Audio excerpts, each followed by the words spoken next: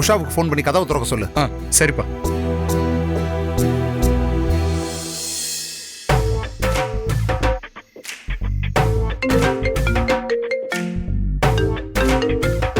எடுக்க மாட்டேங்கிறா.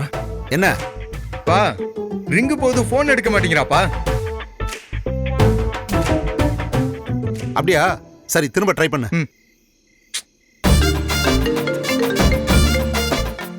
அண்ணா, பக்கத்துல ரிங்டோன் கேக்குற மாதிரி இருக்கு பாரு. பக்கத்துல கேக்குதா? ஆமா, கேட்டு பாரு. பா போன் சத்தம் இங்க வரைக்கும் கேக்குதே. பா உள்ள தூங்கிட்டு இருக்கா போல இருக்கு. சரி, பெல்லையாவது அடி.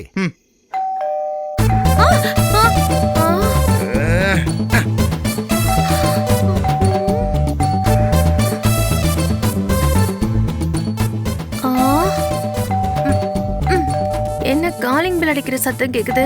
எல்லாரும் வந்துட்டாங்க போலயே. நல்லா நேரம் கட்ட நேரத்துல வந்து டிஸ்டர்ப் பண்றாங்க. என்னம்மா? போன் பண்ணா எடுக்க மாட்டியா? தூங்கிட்டு இருந்தியா? ஆமா, பின்ன இத்தனை மணிக்கு தூங்காம என்ன பண்ணிட்டு இருப்பாங்க? நீங்க எல்லாரும் லேட்டா வந்துட்டு என்ன குறை சொல்றீங்க? அம்மா தெய்வமே, நான் தெரியாம கேட்டேன். தயவு செஞ்சு உள்ள போ. ஆண்டி ஒரு நிமிஷம். இன்னைக்கு கச்சேரியில நீங்க அவ்வளோ அழகா பாட்டு பாடினதுல ஊரோட மொத்த கண்ணு உங்க மேலதான் இருந்துச்சு.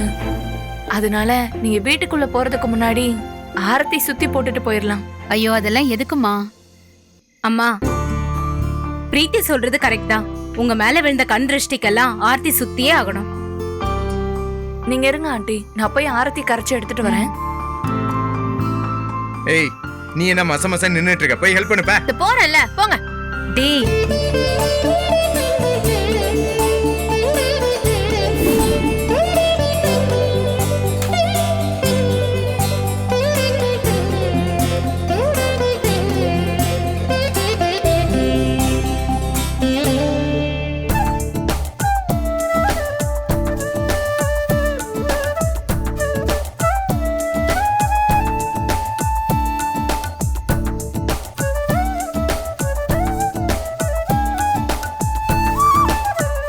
மாமா, ஆரத்தி சுத்தினா தட்டுல காசு போடணும். அதுக்கு என்ன போட்டா போச்சு. நான் தரேன். சக்தி தம்பி, அப்படியே 100 ரூபாய் சேர்த்து போடுங்க.